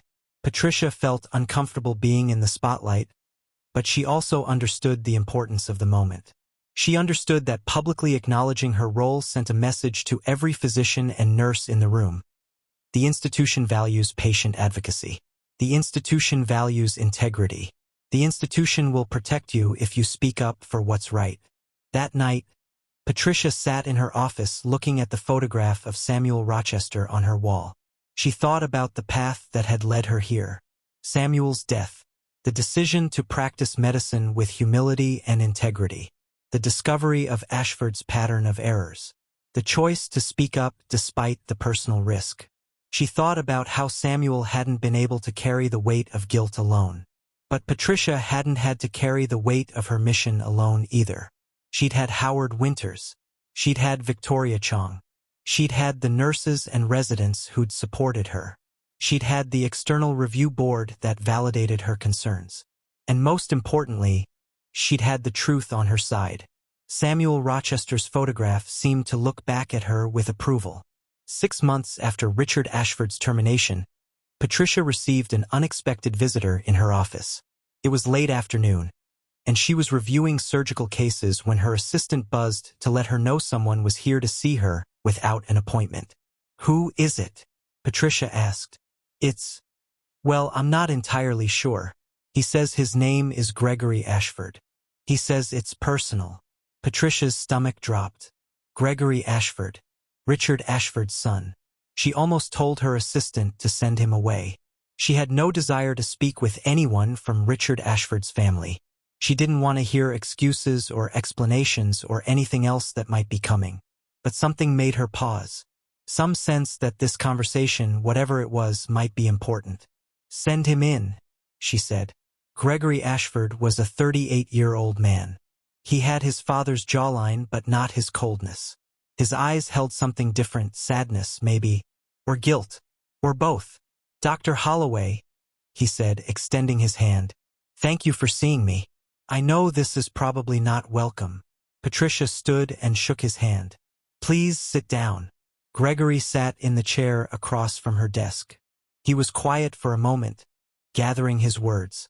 "I came to apologize," he said finally, "for my father, for what he did to you, for what he did to a lot of people." "You don't need to apologize for your father's actions," Patricia said carefully. "You're not responsible for what he did." "I know that intellectually," Gregory replied, "but emotionally it's harder. My father has been a difficult man my entire life. He was a difficult father. He was often critical, often harsh, always focused on being the best, on winning, on never admitting a mistake." Gregory paused. "When I was growing up, he was a surgeon too. Not at Riverside Medical Center, he was at different hospitals. But I watched him destroy relationships with colleagues. I watched him make decisions that I, even as a child, understood were wrong. And I watched the people around him accept it because he was the boss." Patricia listened without interrupting. "When he got hired at Riverside Medical Center," Gregory continued, "I thought maybe it would be different. Maybe a new institutional setting would give him a fresh start. Maybe he would learn from his past mistakes." Gregory laughed bitterly. "But of course that's not what happened. He did exactly the same thing he'd done everywhere else. He built a system of fear. He surrounded himself with people too terrified to question him. And he used that power to do whatever he wanted." "Why are you telling me this?" Patricia asked gently. "Because I want you to understand something," Gregory said. His voice was shaking. "My father is not a bad man who woke up one day and decided to be cruel. He's a man who became so focused on his own success and his own reputation that he lost the ability to see other people as fully human. He lost the capacity to listen. He lost the ability to admit mistakes.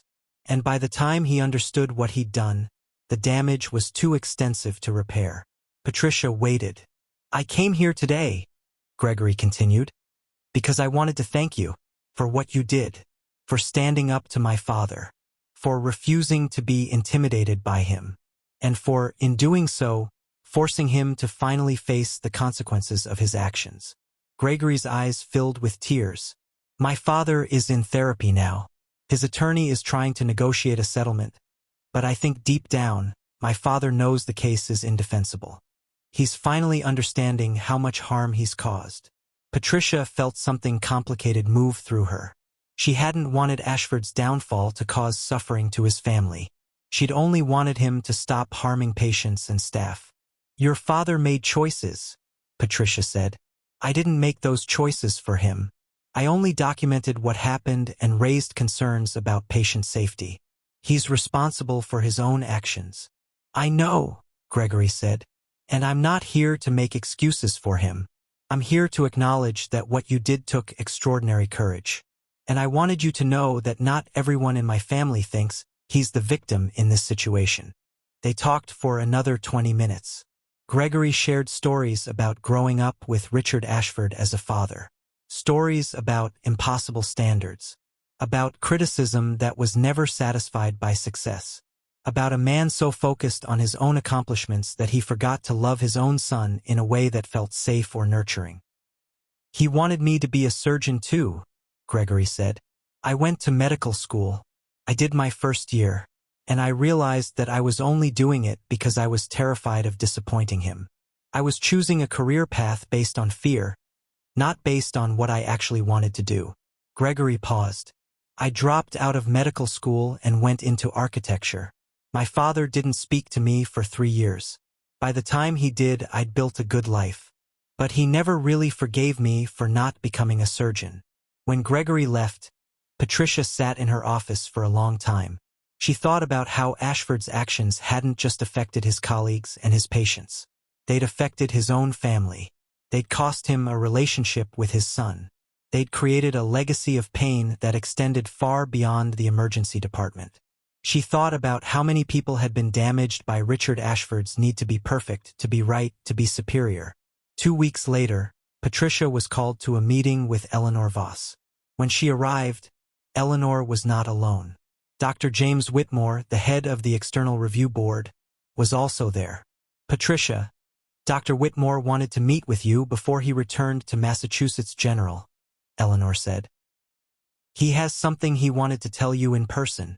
"Dr. Holloway," Whitmore said, "I wanted to come back and share something that didn't make it into the formal review report.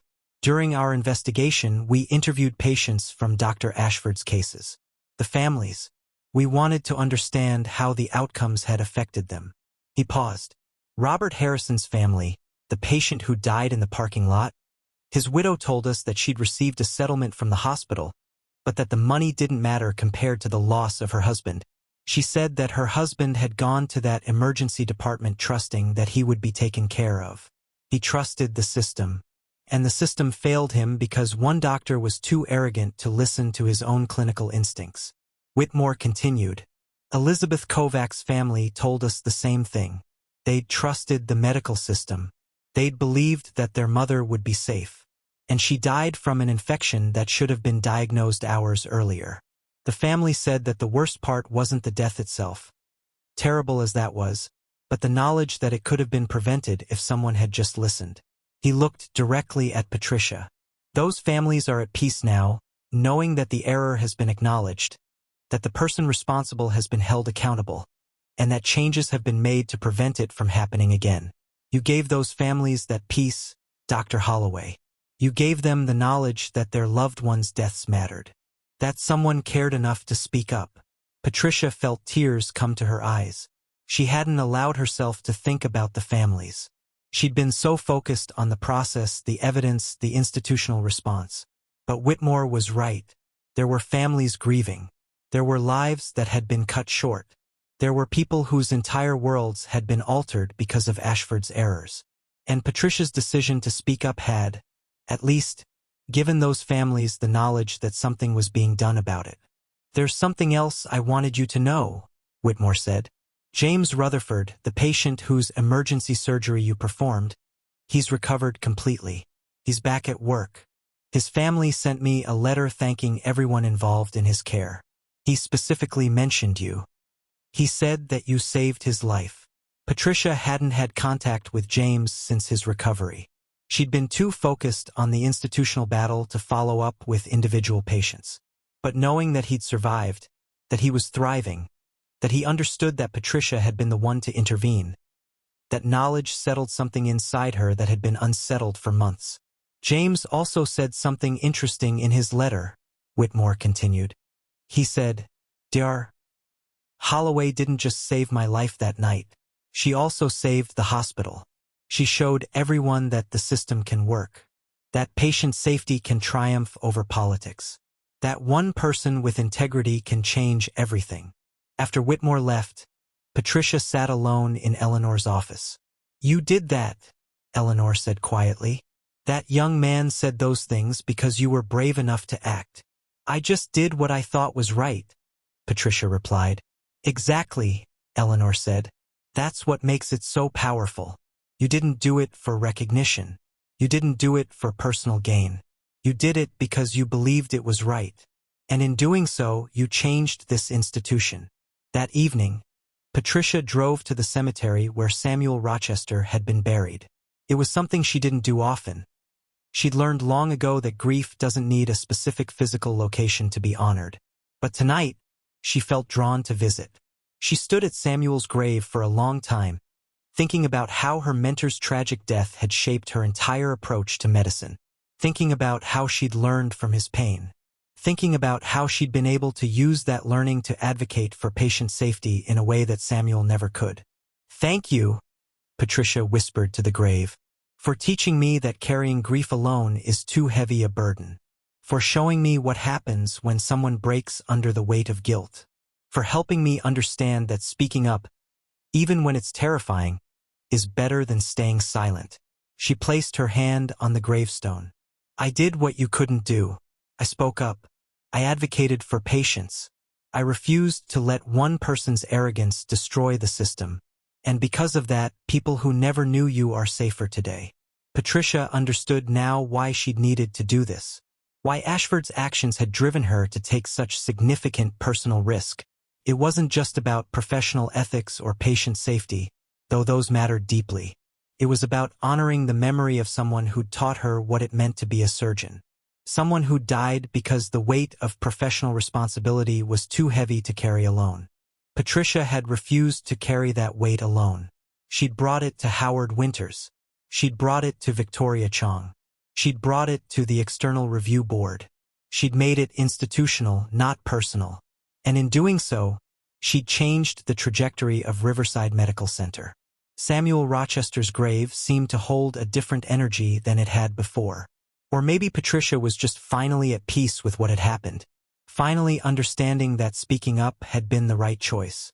Finally knowing that her mentor's memory was being honored not just in her own heart, but in the lives of every patient who would be safer at Riverside Medical Center going forward. 1 year after Richard Ashford's termination, Riverside Medical Center held a formal recognition ceremony. It was held in the hospital's main auditorium, with representatives from every department, staff members from across the institution, and several physicians from other hospitals who'd heard about the story and wanted to witness the moment. Eleanor Voss stood at the podium and looked out at the assembled crowd. "Today," she said, "we gather to recognize something that often goes unrecognized in the medical profession. We gather to honor not just excellent clinical care, but professional courage. We gather to acknowledge that sometimes doing the right thing requires standing against institutional pressure. Sometimes it requires risking your own career to protect others. And sometimes, one person's integrity can change an entire institution." She paused, letting the words settle. 1 year ago, this hospital made the difficult decision to remove someone from a leadership position based on evidence that his clinical judgment and his management approach were harming patients and staff. That decision was not made easily. It was not made without institutional resistance. But it was made because someone was brave enough to bring forward evidence of that harm. Eleanor gestured to Patricia, who was sitting in the front row. Dr. Patricia Holloway is a surgeon. She is an exceptional clinician with 20 years of experience at the highest level of medical practice. But more importantly, she is a physician who understands that patient safety is not negotiable, that institutional politics cannot be allowed to override clinical judgment. That speaking up, even when it's terrifying, is a professional responsibility. The applause began slowly, then built into a standing ovation. Patricia felt her face flush. She'd never been comfortable with public recognition, but she understood its importance. She understood that this moment would send a signal to every physician and nurse in the hospital. Speaking up matters. Patient advocacy will be supported. The system can work. When the applause died down, Eleanor continued. "We have also made significant changes to how this institution operates. We have invested in training for all leadership positions focused on creating psychologically safe work environments. We have implemented new protocols for raising safety concerns. We have created an anonymous reporting system for staff who feel unsafe bringing concerns forward through regular channels. And we have committed to external oversight and review processes so that leadership decisions are subject to institutional scrutiny." She looked directly at Patricia. "We are also establishing the Samuel Rochester Memorial Fund for Patient Safety Advocacy. This fund will provide financial and legal support to physicians and nurses who speak up about patient safety concerns, protecting them from retaliation while their concerns are investigated. It will recognize that patient advocacy sometimes requires courage, and institutions have a responsibility to protect those who demonstrate that courage." Patricia felt tears come to her eyes. Samuel Rochester's name. In the hospital. In a fund dedicated to patient safety. His memory was being honored in a way that would help prevent future cases of physician silence. After the ceremony, there was a reception. Colleagues approached Patricia to congratulate her. Staff members from the emergency department came to thank her personally. Nurses hugged her. Residents who trained during Ashford's tenure told her that her actions had changed their entire approach to medicine, that they now understood patient advocacy was worth the risk. Dr. Marcus Webb was there, the resident who'd been humiliated during the James Rutherford case. He'd decided to stay in emergency medicine instead of leaving the field entirely. "I wanted to tell you," Webb said, "that I'm getting married next month. I'm planning to ask you to attend the wedding. I want you to meet my fiancée. I want her to know that her husband-to-be survived a system that tried to break him because someone believed in him when he didn't believe in himself." Patricia accepted the invitation immediately. She understood that this was about more than a wedding. It was about the continuation of life. About the fact that Marcus Webb was building a future. About the fact that his career had been saved. About the fact that there was a next generation of physicians who would now practice medicine differently because Patricia had acted. Over the following months, Patricia continued her work on the Emergency Department Reform Task Force. She worked with Susan Mitchell to train staff on psychological safety. She helped develop protocols that emphasized collaborative decision-making. She created mentorship programs where experienced physicians could guide residents in a supportive environment rather than a fear-based one. The metrics were remarkable. Staff turnover in the emergency department dropped from 48% to 18% within 9 months. Patient satisfaction scores increased 35%. Readmission rates dropped below the regional average. Infection rates normalized. And most importantly, the psychological climate changed from toxic to supportive. 3 months into the reform process, Patricia received a letter. It was from a patient she didn't know, a 64-year-old woman named Susan Williams. The letter read, "Dear Dr. Holloway, I was admitted to the emergency department at Riverside Medical Center with chest pains 6 months ago.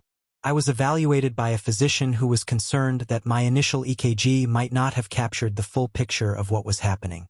That physician consulted with multiple colleagues. That physician took time to listen to my concerns.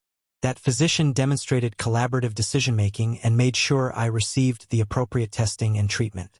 I learned after I was discharged that the collaborative, patient-centered approach I experienced was the result of institutional reforms that your courage initiated.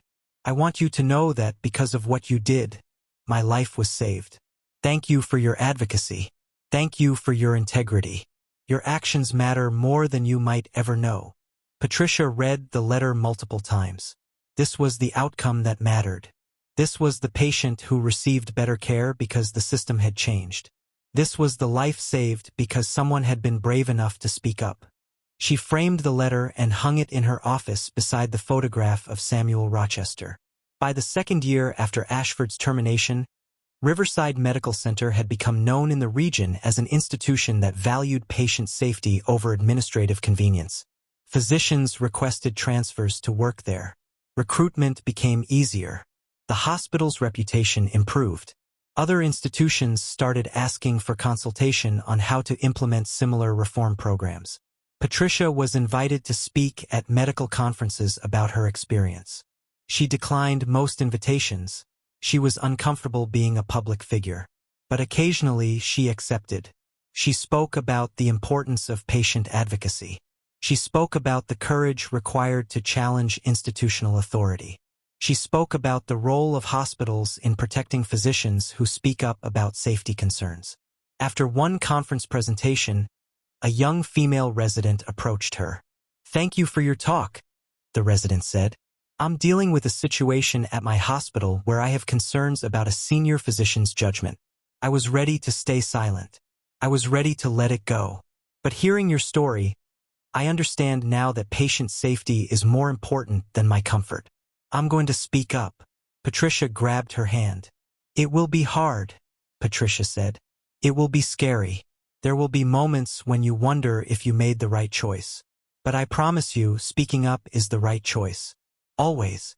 5 years after Ashford's termination, Riverside Medical Center commissioned a new emergency department wing.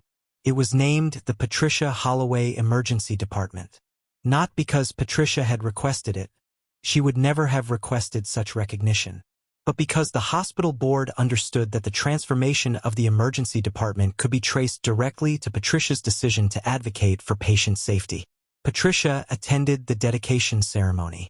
She stood in the new emergency department, state-of-the-art equipment, modern design, spaces for staff to take breaks and recover psychologically from the trauma of their work. She thought about the contrast between this space and the one that had existed under Richard Ashford's leadership. She thought about the patients who would be treated here, the staff who would work here, the next generation of physicians who would train here and understand that speaking up is not a risk, it's a responsibility. Susan Mitchell, the current chief of emergency medicine, approached her. "We've received 47 applications for the next resident class," Susan said. "That's twice as many as we received 2 years ago. Applicants specifically mention that they want to train in an emergency department that prioritizes patient safety and staff well-being. They want to train where speaking up is supported. We have you to thank for that." That evening, Patricia sat in her office one last time before heading home. She opened the drawer where she kept her case files from the investigation. Robert Harrison, Elizabeth Kovac, James Rutherford, Margaret Chin, David Sullivan, the patients whose outcomes had driven her to take action. She thought about where they were now. Robert Harrison's widow had found peace in the knowledge that her husband's death had led to systemic change. Elizabeth Kovac's family had established a patient safety scholarship in her memory. James Rutherford was thriving in his business, grateful for his second chance at life. Margaret and David had both recovered and lived without complications. And Richard Ashford? Patricia had learned through the grapevine that he was working at a small rural hospital in another state. His practice was restricted. His reputation was destroyed. He'd lost his career, his reputation, and his family's respect. His own son had publicly acknowledged that his father needed to be held accountable. Patricia felt no satisfaction in Ashford's downfall. She felt something more complicated. Pity mixed with relief that he could no longer harm patients at Riverside Medical Center.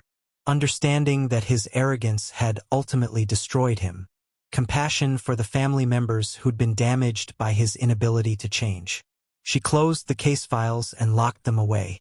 On her desk, next to the photograph of Samuel Rochester and the framed letter from Susan Williams, Patricia placed a new item. It was a plaque, given to her by the hospital board. It read, "In recognition of Dr. Patricia Holloway's extraordinary courage in advocating for patient safety, may her example inspire all physicians to speak up when patients are at risk, regardless of the personal cost." Patricia looked at these 3 items, Samuel's photograph, Susan's letter, and the recognition plaque. They represented the journey. The mentor who'd taught her about integrity but who'd broken under the weight of carrying that integrity alone.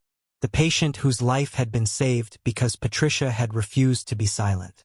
And the institutional recognition that speaking up matters. She turned off her office light and headed home, understanding finally that sometimes one person's integrity can change an entire institution. Sometimes speaking up, despite the fear and the cost, is exactly what the world needs. And sometimes the quiet surgeon is the one who has to save everyone else. Patients, colleagues, the institution itself. Sometimes one voice is enough to shatter everything that's broken. Up next, you've got 2 more standout stories right on your screen. If this one hit the mark, you won't want to pass these up. Just click and check them out.